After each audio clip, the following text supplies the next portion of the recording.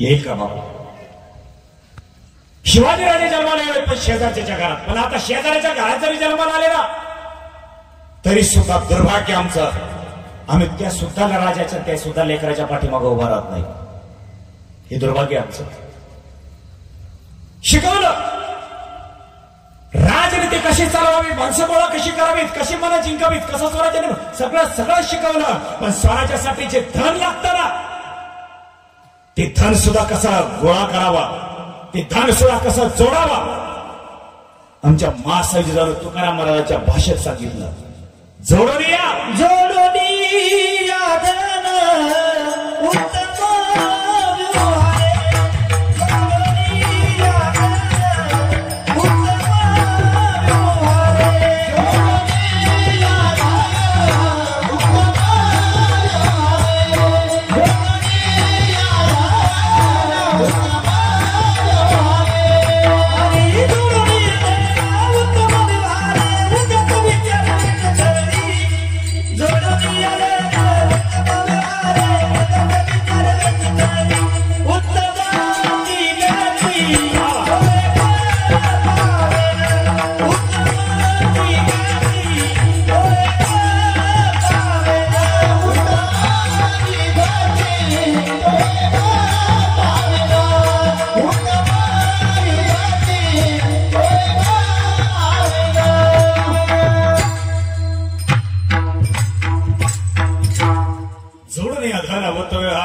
विचार वेच करी. शिवा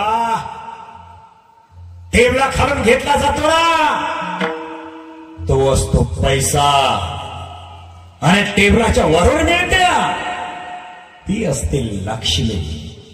आणि शिवा आपले गोमटे स्वराज्य निर्माण करण्यासाठी लक्ष्मीची हवी, कारण लक्ष्मी कोणाच्याही आत्म्याचा तळतळाट न घेता आलेली असते, ती असते लक्ष्मी. कळतंय ना? हा, त्यामुळे आपल्या लेकराने ठरवायचं आपल्याला काय करायचं. बंगला, गाडी, झुमके, कंगना. अहो समाजसेवा करायला काय मोठं वय लागतं काय? हे आमचे भगतसिंग, राजगुरू, सुखदेव काय वय या लेकराचं? 21 वर्ष, 23 वर्ष, 25 वर्ष विषय खास. चंद्रशेखर आझाद एक तुमच्या वयातला वयस्कर असलेले व्यक्तिमत्व त्यांच्या बरोबर. फटेक शारदत्ता, जतीन दास हे सगळे त्यांच्या बरोबर सामील झालेले. धर्म खतरे में, देश स्वातंत्र्य करायचा देश. आजही राजकारणाच्या हातात आहे ना, आजही सत्ता चालवतात ना सत्ताधीश, यांच्या हातात आहे देश. पण यांना देश विकायचा आहे, यांना जपायचा नाही. 70 वर्ष झाले इंग्रजांच्या हातातून आम्हाला स्वातंत्र्य मिळाले. 70 वर्ष, 75 वर्ष अभ्यास केल्यानंतर मला फक्त एकच प्रश्न पडला आहे. भारताला स्वातंत्र्य मिळालं हो, पण कोणाच्या हातातून मिळालं आणि कोणाच्या घशात गेलं? घशात कोणाच्या गेलंय? आणि आपलं काय चाललंय माहिती का? आंधळ दळीते आणि कुत्र मात्र काचाटून पीठ खाते. आम्ही प्रवास करत असताना एका गावातली उंच पाण्याची टाकी होती. त्या उंच पाण्याच्या टाकीवर एक मी गाढव पाहिलं. कोणतरी मांडला समोर, तिने उभारला काय काम. पण मला एक प्रश्न पडला. मला प्रश्न हा नाही पडला हे गाढव तिथं कसं गेलंय, मला प्रश्न हा पडला हे गाढव तिथं नेलं कुणी. आप मेरा कहने का नतीजा जानते ना? म्हणजे तुम्हाला कळतं ना, समजने वाले को इशारा करता होता है. गाढव सिंहासनावर बसायला तयारच आहे, पण तिथं आपण नेणारे किती शाले हे महत्वाचं. मी आवर्जून सांगतो, तरुणांनो ऐका, तरुण मुलींनो ऐका. बरेच शिकलेले. आपलं काय चाललंय माहिती का? आपल्याला काय करायचं राजकारणाचं? आपण कोणाच्या मध्ये पडत नाही, कोणाच्या कडेला नाही. आपलं मतदान करायचं, गप झक मारायची, घरी गप निघायचं. गलत. हॅलो, शिकलेली माणसं राजकारणात या, आणि शिकलेली माणसं जर राजकारणात नाही ना आली, अरे गाढवा तुमच्यावर राज्य करतील रे, गाढवा.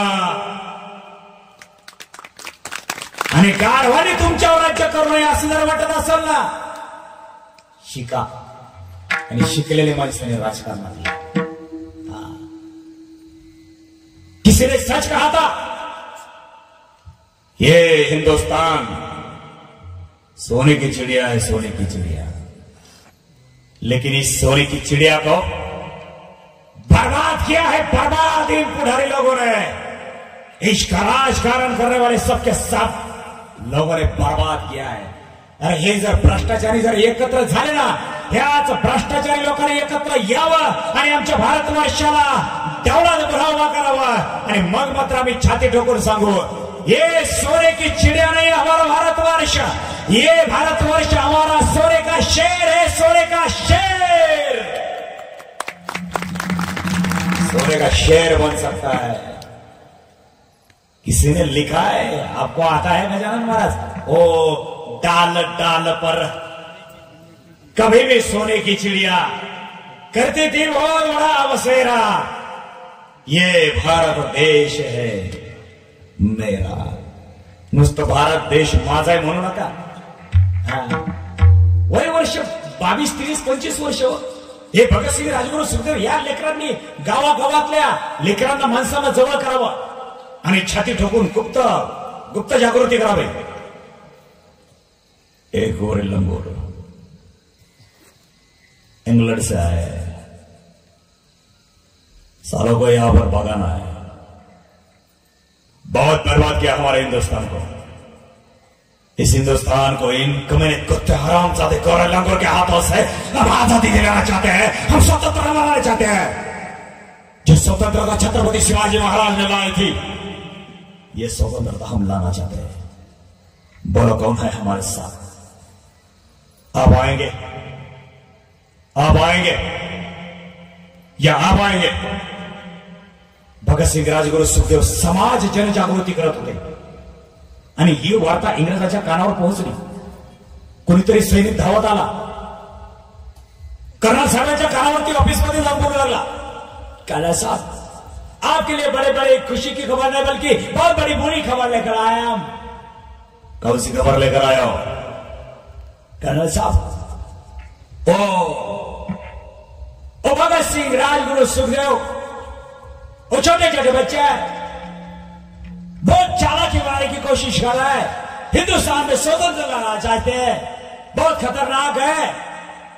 आप कर्नल साहब उन लोगों को कैद करने की कोशिश कीजिए. कैद करो. Bhagat Singh, Rajguru, Sukhdev is dangerous man. Place the kid fast in the man exactly. Arrest him. कैद करो इन लोगों को. भगत सिंह, राजगुरू, सुखदेव, वेळ आपल्याकडे कमी आहे. लेकरांना कैद केले गेलं, पण कैद केलं, जेलमध्ये टाकलं, गजाला टाकलं लेकरांना. भगत सिंगची आई आली लेकरांना भेटायला. सुखदेवची आई आली, राजगुरूची आई आली. भगत सिंगची आई लेकराला बोलते काय? होय भगत, होय मैं तुम्हें कहती थी तू मत कर, ये काम मत कर. ये अंग्रेज लोग तुम्हें मार डालेंगे बेटे, सबके सब तुम्हें मार डालेंगे. आईचा कंठ दाटून आलेला पाहिला. भगतसिंगच्या कंठातून शब्द निघाला, मत मां, मत रो. हे मां, हम तो फांसी के तख्त पर जाने वाले हैं, लेकिन ये भारतवर्ष हमें जाने के बाद ये ना कहे कि भगत सिंह की मां तो भगत सिंह से मिलने के लिए आई थी और भगत सिंह के सामने वो तो रो पड़ी. मत रो मां, मत रो. तुम्हारे आंखों में आंसू ये अच्छे नहीं लगते मां. तुझ्या अनमोल अनमोल आसवांना मातीमोल करू नकोस आई. मत रो. कर्तन सिंग नावाचा बाप होता भगत सिंगचा. कर्तन सिंग भेटायला आला, पण बापाला भेटायच्या अगोदर सैनिकाला दरवाजातून खिडकीतून बोलून घ्या, ओए भगत मेरा पुत्र है और मेरा बेटा है और मिलना चाहते हैं भगत को. और बाप है बाप, छोड़ो मेरे बाप को और मेरे पुत्र को मिलना है। बापाला भेटून दिलं नाही। फाशीची तारीख ठरवली गेली।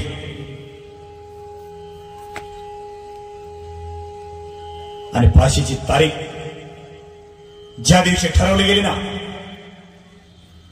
नाही नाही नाही, भगतसिंग, राजगुरू, सुखदेव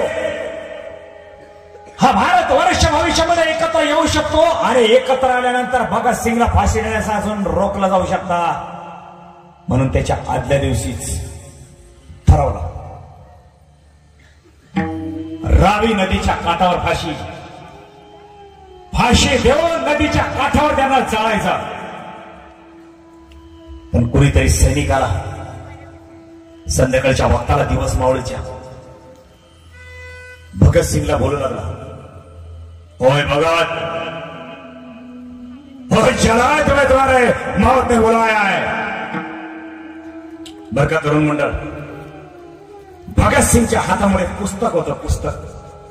भगतसिंग कर्नलला म्हणतो कसा, इंस्पेक्टर साहब बस सिर्फ 5 मिनट रुकिए, एक कैदी दूसरे कैदी को मिल रहा है, बस एक कैदी दोनों का कैदियों का वार्तालाप क्या है हम ये पढ़ना चाहते हैं।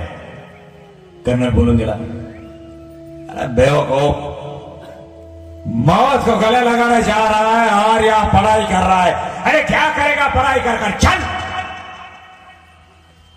भगत सिंह बोला, नहीं कर्नल साहब, नहीं, ये हमारी संस्कृती कहती है या जन्मात केलेला अभ्यास पुढच्या जन्मात आहे तेवढाच गिफ्ट में मिळता है। बर का, कॉलेजमध्ये शाळेत जात असलेले वाक्य तुमच्यासाठी। राजगुरूच्या जवळ कोणीतरी गेला, अरे राजगुरू चलाय। राजगुरू व्यायाम करत होता, व्यायाम करतोय। सैनिकाने विचारला, हे राजगुरू, अरे मौत के मुंह में जा रहा है, तुम यहां पर व्यायाम कर रहे हो, मौत ने तुम्हें बुलाया है, चलो कम ऑन। राजगुरु ने उत्तर दिया, वो क्या है कर्नल साहब, सुबह सुबह हम हमारे भगवान की पूजा करते हैं, और जब भी भगवान की पूजा करते हैं उनके कमल चरणों पर हम सूखा हुआ, टूटा हुआ फूल कभी अर्पण नहीं करते, ताजं टवटवीत फूल आम्ही वाहतो, आणि हे आमचा देह म्हणजे ताजं टवटवीत फूल आहे। हम स्नान बनाएंगे, आंघोळ करो, व्यायाम करो, चिकना चमेला अत्तर सेंट टाकू, आणि मग आम्ही आमच्या देवाला भेटायला जाऊ। पण गणेश महाराज, भगतसिंग, राजगुरू, सुखदेव यांना तिघांना बाहेर काढलं, तिघांच्या हातामध्ये हातकडी टाकली, आणि ज्या वेळेस फाशीच्या तख्ताकडे जात होते ना, त्यांच्या कंठावर मात्र एकच जयघोष होता, इन्कलाब जिंदाबाद, भारत माता की। आणि त्यांच्या कंठावर एक गाणं होतं, हर कर्म अपना करेंगे, ऐ वतन तेरे लिए दिल दिया है जान देंगे, ऐ वतन तेरे लिए दिल दिया है जान देंगे, ऐ वतन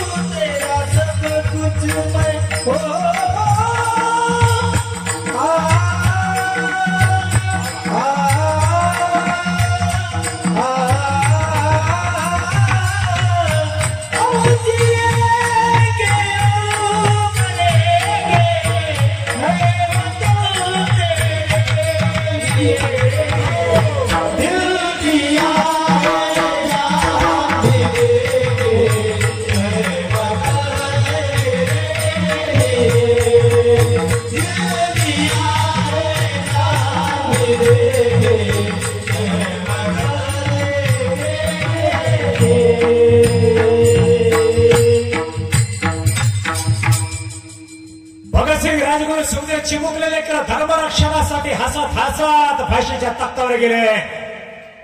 इंग्रजांनी तारीख ठरवली होती 24 मार्च 1931.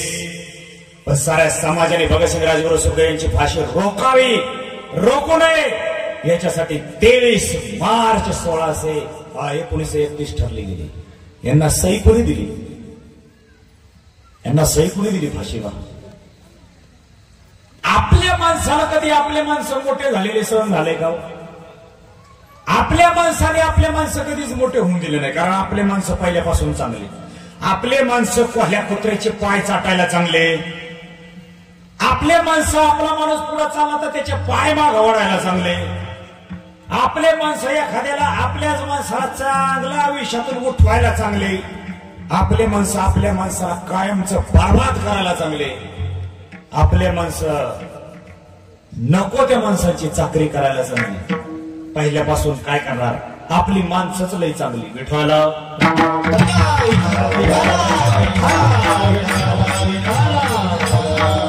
फाशीचा धक्का जवळ आलाय. फाशी मारायचे.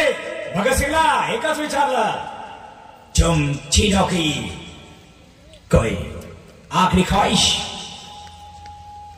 भगतसिंगच्या कंठातून अनमोल शब्द बाहेर निघाला, हाँ करना साहब, हमारी आखिरी ख्वाहिश है.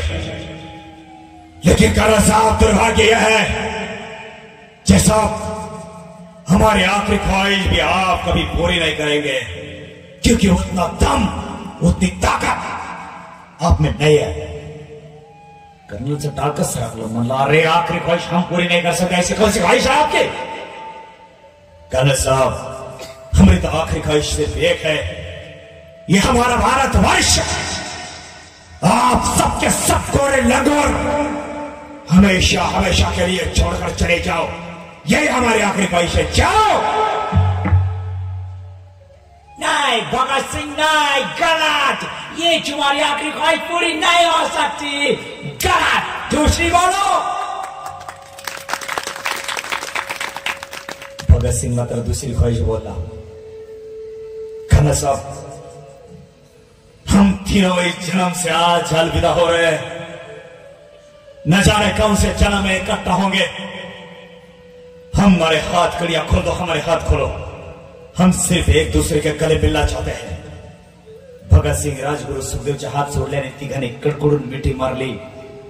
एकमेकांच्या पाठीवर थाप टाकली आणि भगत राजगुरू बोलले, होय राजगुरू, होय रोमत, रोमत होय, होय हम योद्धे हैं, योद्धे.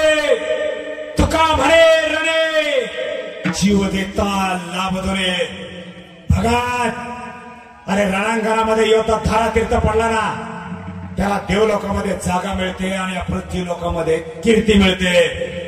योद्ध्यानं मरायचं असतं, पण रणांगणात रोमत होय. भगत रोमत. कर्नल साहब ने विचारलं, ये कौन से मिट्टी के बने हैं? कौन से मिट्टी के बने हैं? ना ये रोते हैं न चैन से हमें सोने देते हैं. ए भगत हा टास कशासाठी? मृत्यूला हसत हसत गळा का का गळा घेट करताय का?